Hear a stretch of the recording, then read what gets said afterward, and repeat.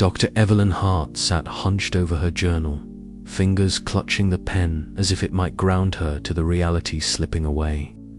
Outside, the island's silence pressed against the thin walls, a creeping void that seemed to suck the sound from the air itself. Each breath she drew felt heavier, weighted with the knowledge that the memories of her team, their names, their histories, were dissolving like salt in the tide. She glanced up as a soft knock echoed from the entrance. Dr. Samuel Ortiz stepped in, his pale face shadowed by the dim light. His glasses caught a faint gleam before he removed them, rubbing tired eyes. "Evelyn," he began, voice low but edged with exhaustion, "we need to talk." She nodded, motioning toward a cluttered table strewn with maps and datapads. "What is it, Sam?" Ortiz hesitated, swallowing hard. I'm starting to question everything we thought we knew. The island's influence, it's not just physical. It's psychological, yes, but it defies all rational explanation.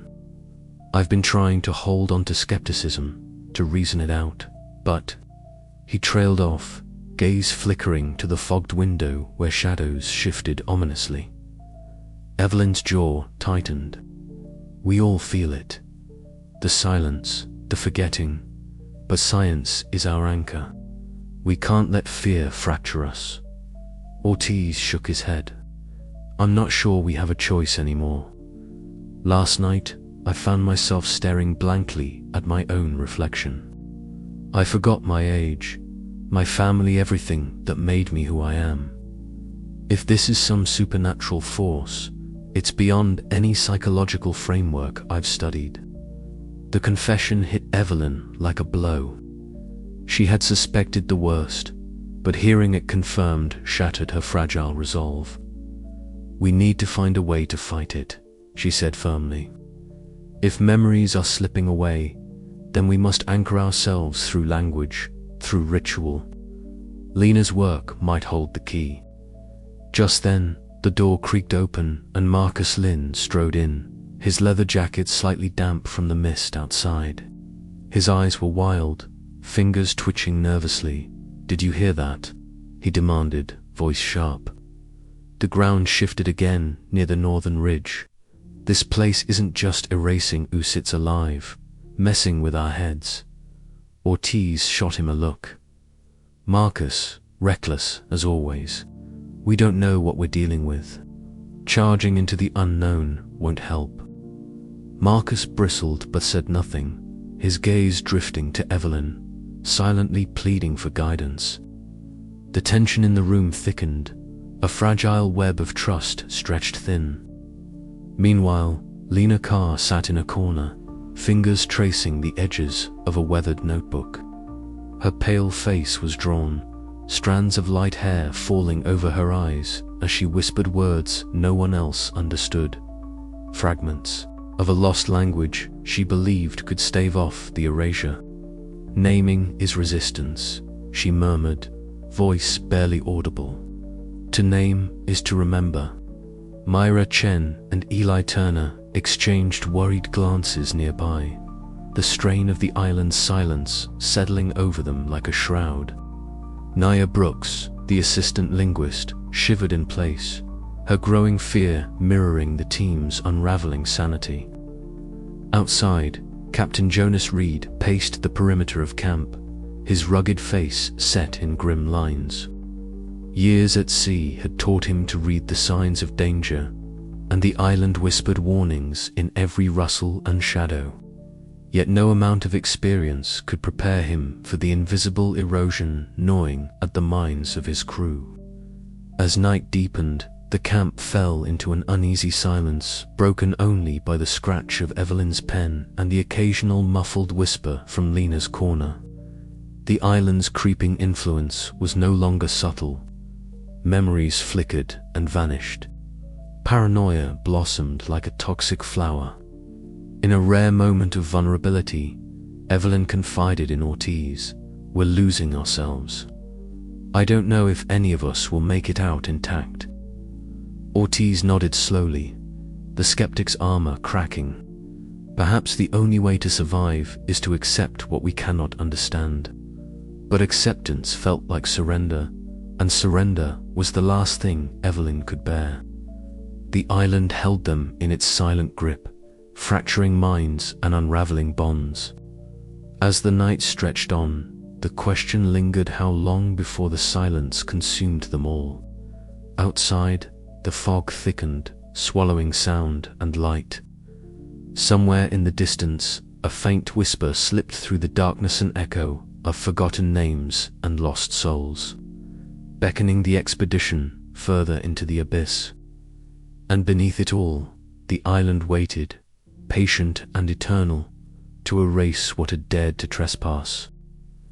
Marcus Lynn was already moving ahead, his worn leather jacket brushing wet leaves as he stepped deeper into the forest.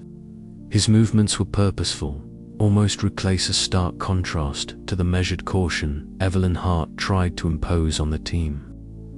"Marcus, wait," Evelyn called, her voice taut with urgency, but the geologist did not slow. His eyes gleamed with a dangerous mix of curiosity and defiance, the kind that had fueled his every reckless choice since joining the expedition. The forest around him seemed alive, but not in any natural way. Trees twisted subtly, trunks bending and straightening like slow breathing. Paths that had been clear moments before had vanished, replaced by patches of bramble or shifting moss. Marcus's boots sank slightly into the ground, which felt less solid than it ought to be, as if the soil was breathing beneath his feet. A soft rustle echoed from behind a copse of gnarled trees, and Marcus froze. The air was thick with a creeping silence, but beneath it, faint whispers seemed to ripple through the leaves, whispers that made the hairs on his neck stand upright. Evelyn watched from the edge of the clearing, her pulse quickening. The island's power was intensifying, and Marcus was pushing into its heart without heed. She clenched her jaw, forcing herself to breathe steadily as visions from her past flickered unbidden. Her mentor's face, pale and lifeless, lost to an expedition much like this one. The guilt that had driven her here now gnawed at her resolve. "Marcus, come back," she shouted again, voice cracking with a mixture of fear and command. But the forest swallowed the words, and Marcus was gone from sight. The radio crackled to life on her belt, the static thick like a wall. Marcus's voice filtered through, broken and distorted. "Evelyn, something's wrong." The ground, then silence. Evelyn's heart hammered. "Marcus, respond." She grabbed the radio, her fingers trembling, but only static answered. The island was interfering with their technology, severing the tenuous links they had with each other. "We have to find him," she said, her voice low but resolute. "Now." Captain Jonas Reed nodded grimly, rallying the remaining team members. Lena Carr's pale face was drawn tight with worry, her light hair falling over her eyes as she muttered forgotten words under her breath, a ritual she hoped might anchor them against the island's encroaching silence. They moved cautiously into the forest, the terrain twisting in ways that defied logic. A rock that had been solid moments before seemed to ripple like a mirage. A tree bent impossibly, its branches stretching and retracting like limbs of some great, unseen creature. Evelyn's mind raced. The island was not merely a place, but a sentient force, a manifestation of forgotten histories and erased identities. It was reshaping itself, and with it, the very reality the team depended on. As they pressed deeper, Evelyn's thoughts drifted to the mentor she had lost, Dr. Harold Crane. His disappearance had haunted her for years, a shadow she had hoped to outrun here, but the island was forcing her to confront that darkness head-on. She felt the weight of every failure, every loss, as if the island fed on her guilt. Suddenly, a scream shattered the silence, raw and desperate. Evelyn spun toward the sound, heart in her throat. Marcus stumbled into view, eyes wide with terror, clothes torn and mud-streaked. I got turned round, he gasped. The ground it shifted. I thought I was going to fall in forever. Evelyn rushed to his side, gripping his arm. We need to move, now. The island's changing too fast. Marcus's bravado had cracked, replaced by raw fear. But even as they retreated, the forest seemed to close behind them, paths disappearing and reappearing like a living maze. Back at camp, the team gathered, faces pale and drawn. The incident had fractured their fragile sense of safety. Evelyn's leadership now bore the heavy burden of keeping them together against an enemy that was not just external, but existential. That night, as the island settled into a deep, suffocating silence, Evelyn sat alone outside her tent. The weight of the day pressing down, she pulled out her journal, fingers trembling as she wrote, "The island shifts beneath our feet, not merely land, but memory and identity itself. Marcus's recklessness nearly cost him his life. I feel the past closing in, the ghost of Harold watching, reminding me of what's at stake. We are caught between science and oblivion, and I fear which will win." The wind whispered through the trees, carrying with it a silence so deep it felt like the end of everything. Evelyn's eyes closed, but sleep would not come. The island was watching, waiting, and the tide of erasure was rising. She was determined not to be lost to its depths, not yet. But the struggle was only beginning. As the first pale light of dawn crept over the horizon, the island breathed around them, alive and indifferent, a shifting terrain of terror that would test every ounce of their resolve. And Marcus sat quietly by the fire, the leather jacket replaced by a damp shirt, his gaze distant. The island had touched him, changed him, and the reckoning was far from over. Evelyn's voice broke the morning stillness. We need to map what we can, name it, anchor ourselves, or we will all be swallowed. The words hung in the air like a fragile promisor, a desperate plea. Outside, the forest pulsed, waiting for their next move. Beneath a canopy of twisted branches, Lena Carr crouched, her fingers trembling as they traced the faint carvings etched into the bark of a gnarled tree. The symbols were jagged, half-forgotten shapes that seemed to pulse faintly in the dim glow of her headlamp. She whispered the strange words beneath her breath, careful not to break the fragile thread of sound that tethered her to reality. "They're fragments," she murmured, voice barely audible even to herself. "Pieces of a language, lost to time."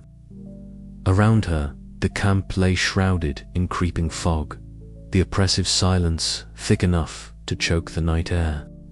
Elsewhere, the others moved like shadows, Evelyn pacing near the shore, her dark hair whipping in the salty breeze. Marcus, restless and agitated, his leather jacket soaked from an earlier exploration. Captain Reed, vigilant and unyielding, standing guard where the sea kissed the jagged rocks. Lena's breath hitched as she pieced together the snippets of language, a tapestry woven from forgotten tongues and erased memories. These were not merely words, they were the island's story, whispered in silence, carved into its bones. The island was a vessel, a mausoleum for vanished peoples and lost histories. It was alive, sentient, preserving itself through erasure. Evelyn approached quietly, eyes heavy but sharp. "What have you found?"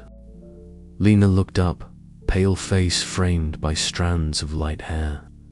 "It's a language of forgetting and preserving. The island remembers by forgetting. It stores the past by erasing it from the world." Marcus joined them, skepticism and fear warring in his gaze. "So it's a trap, a tomb."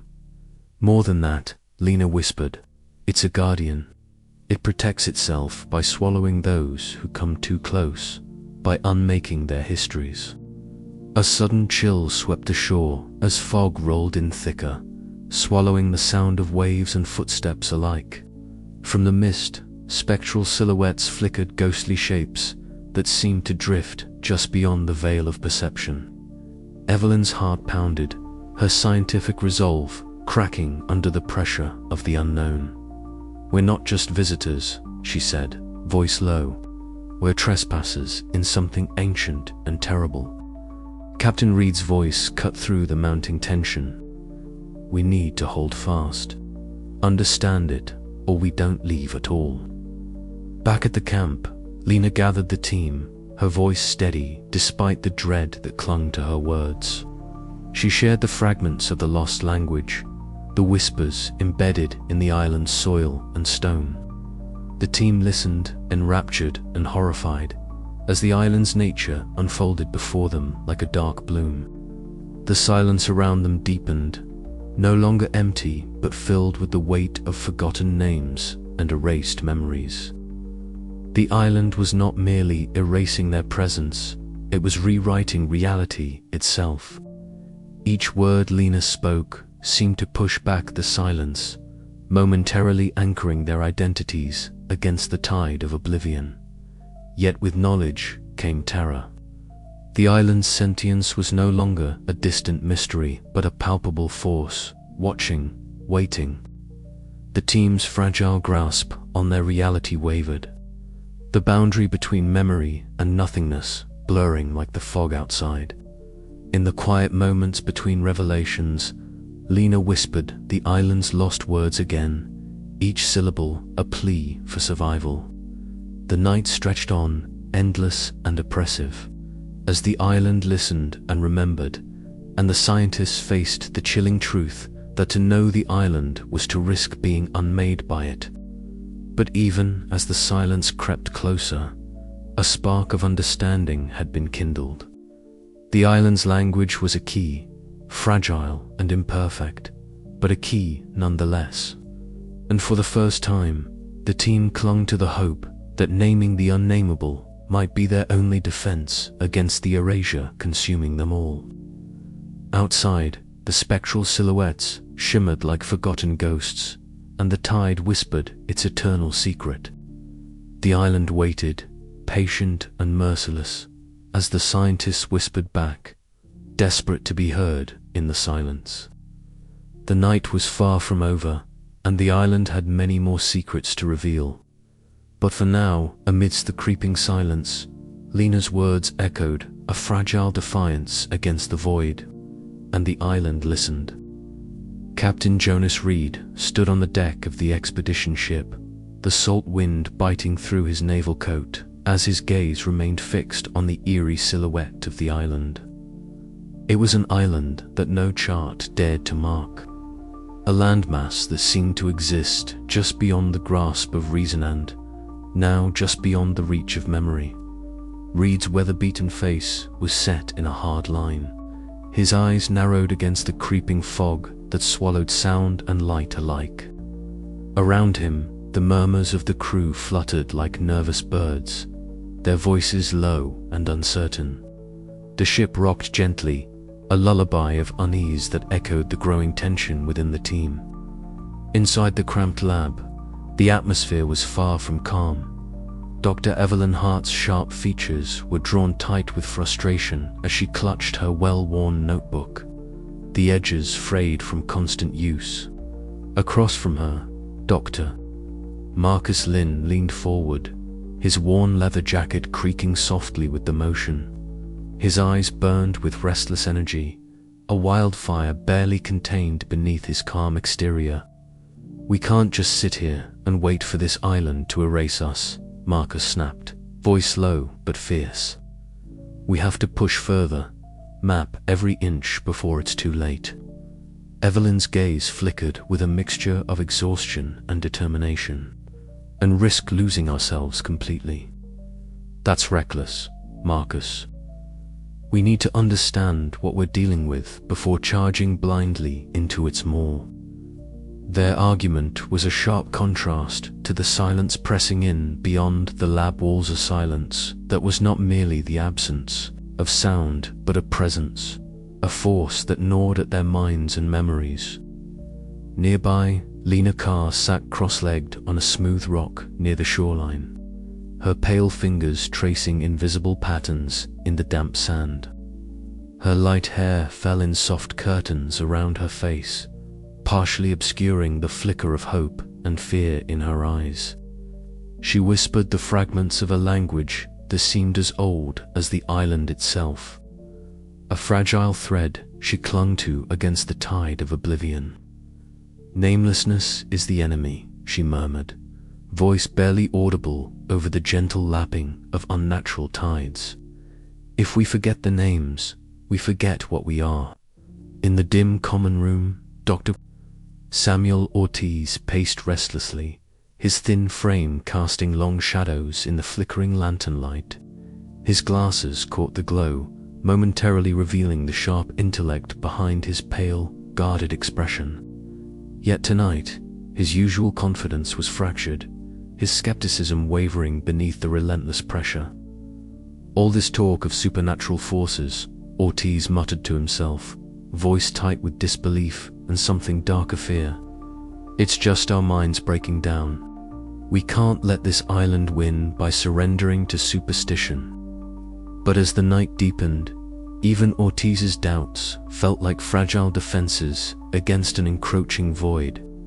Captain Reed finally broke the silence, his voice carrying a weight that silenced the room. "Enough of this," he said firmly, stepping into the lab where Evelyn and Marcus were still locked in their heated debate. "This island isn't some puzzle to solve with charts and theories. It's a trap.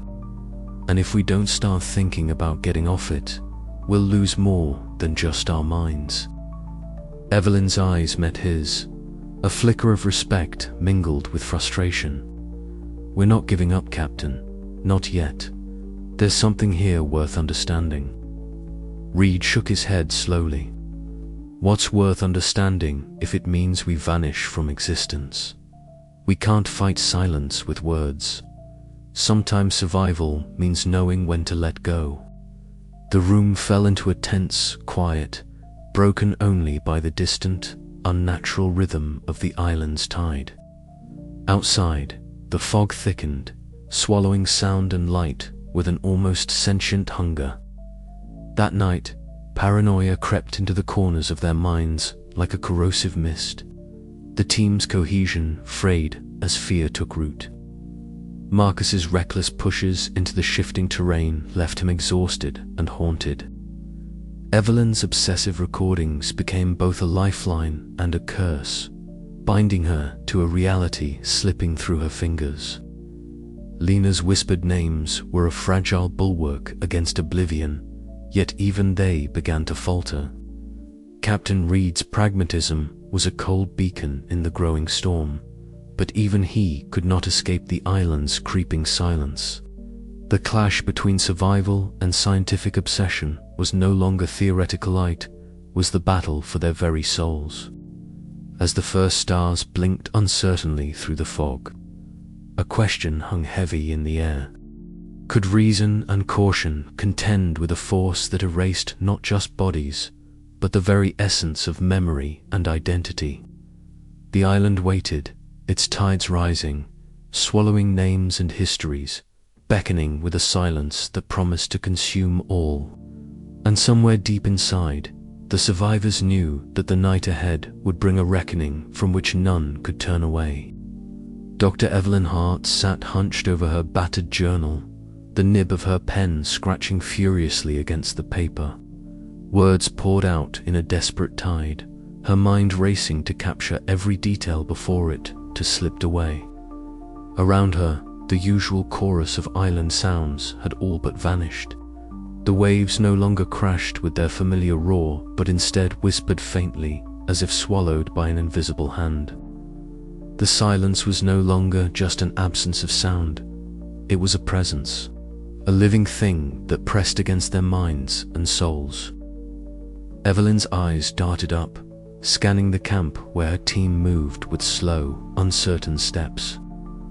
Marcus Lynn sat alone by the edge of the shore, his gaze fixed on the horizon, hands trembling slightly. She could see the confusion etched across his face, a growing void where his certainty had once been. His leather jacket, usually a shield of confidence, hung loosely on his frame, as if even his body was starting to forget its own shape. Marcus, Evelyn called softly, but the name felt foreign on her tongue, as if the word itself was fading. He turned slowly, eyes glassy and distant. I don't remember why I'm here, he admitted, voice cracking. What are we even doing on this island? The question was a dagger to Evelyn's heart. She forced herself to nod, swallowing the tightening knot in her throat. We're studying the island, trying to understand it, but it's changing us, erasing us. Not far away, Lena Carr crouched beneath the skeletal branches of a dead tree, her pale hands trembling as she whispered words no one else could hear. The language was fractured and broken, syllables slipping away almost as soon as they formed. She clutched a small notebook to her chest, her fingers tracing lines of text she had painstakingly recorded from the island's silent whispers. Each name she spoke seemed to push back the encroaching oblivion, but only briefly. It's like the island doesn't want to be known, Lena murmured, voice barely audible. It wants to be forgotten. Captain Jonas Reed stood apart from the others, his rugged face set in a grim line as he surveyed the grey horizon. The fog rolled in thicker now, swallowing even the sound of the wind. His naval attire was damp, clinging to his weather-beaten frame. Despite his stoic demeanor, Evelyn could see the worry deep in his eyes, man accustomed to commanding the seas, now powerless against a force he could neither fight nor understand. Dr. Samuel Ortiz paced near the equipment tent, his thin frame tense as he adjusted his glasses. His usual cynicism was tempered by growing unease, the cracks in his skepticism widening with each passing hour. He muttered under his breath, challenging the group to hold on to reason, even as his own certainty faltered. The silence deepened, a living veil that crept into every corner of their minds. Conversations grew sparse, words chosen carefully before they slipped away like sand through fingers. The simple act of namming a tree, a rock, a face-bee, came a desperate ritual to anchor themselves. Evelyn's journal was filling faster than ever, a patchwork of observations, fears, and fading memories. Yet, with every page, she felt the pull of the void stronger, as if the island was reading her thoughts and erasing them in real time. Night approached with the slow inevitability of a tide. The campfire's glow flickered weakly, shadows stretching and shrinking like living things. Mira, Chen, and Eli Turner sat close, their whispered discussions about the island's strange ecosystems dissolving into silence. Nia Brooks shivered nearby, clutching a recorder, her eyes wide as she tried to capture sounds that seemed to vanish before they could be stored. Evelyn caught Marcus's eye across the fire, and for a moment, a spark of recognition flickered. He nodded faintly, a silent promise to hold on. But when he looked away, the doubt returned, thick and suffocating. "We have to remember," Evelyn said, voice steady but strained. "Our names, our purpose. If we lose that, we lose everything." A sudden gust swept through the clearing, snuffing out the flames and plunging them into darkness. The silence pressed in, dense and suffocating. Evelyn's breath caught, heart pounding like a trapped bird. In that moment, the island was no longer just a place. It was a forcer creeping tide of oblivion, washing away the very essence of who they were. As she fumbled for a flashlight, the last words she heard were whispered by Lena from the shadows. "Name it, or be forgotten." Evelyn's fingers tightened around her pen. She would name, she would remember. Because if she didn't, there would be nothing left, not for her, not for any of them. The erosion of self was underway, and the island's silence was winning. The next hours bled into a harrowing blur. Evelyn's journal became her lifeline, pages filling with frantic notes, sketches of the shifting landscape, and desperate pleas to remember. Every dawn brought new losses, forgotten memories, lost skills, fragmented sentences. Marcus struggled to recall his geology training. Lena's whispers grew quieter, her hands shaking as she tried to hold on to the language she'd uncovered. Captain Reed barked orders to keep the camp secure, but even his voice faltered, swallowed by the oppressive quiet. "We're unraveling," Dr. Ortiz confessed one morning, rubbing his temples. "This isn't just memory loss, it's identity decay." Evelyn's eyes stung with tears she refused to shed. "We have to fight it. Hold on to who we are, no matter what." But how, when even the simplest words slipped away? When the island's silence seeped into their bones, erasing names, histories, and faces. The creeping terror was no longer a shadow at the edge of their minds. It was a suffocating presence, a darkness swallowing the light of their existence. And Evelyn, the steadfast leader, found herself questioning if survival was possible when the self itself was under siege. As the chapter closes, the team's struggle deepens. The island's silence is no longer passive. It is an active predator, a tidal force eroding the very foundation of memory and identity. Evelyn's obsessive recordings stand as a fragile bulwark against the void. But the question lingers: how long before even these last fragments fade into the all-consuming silence? The island waits, patient and unyielding, as the erosion of self continues.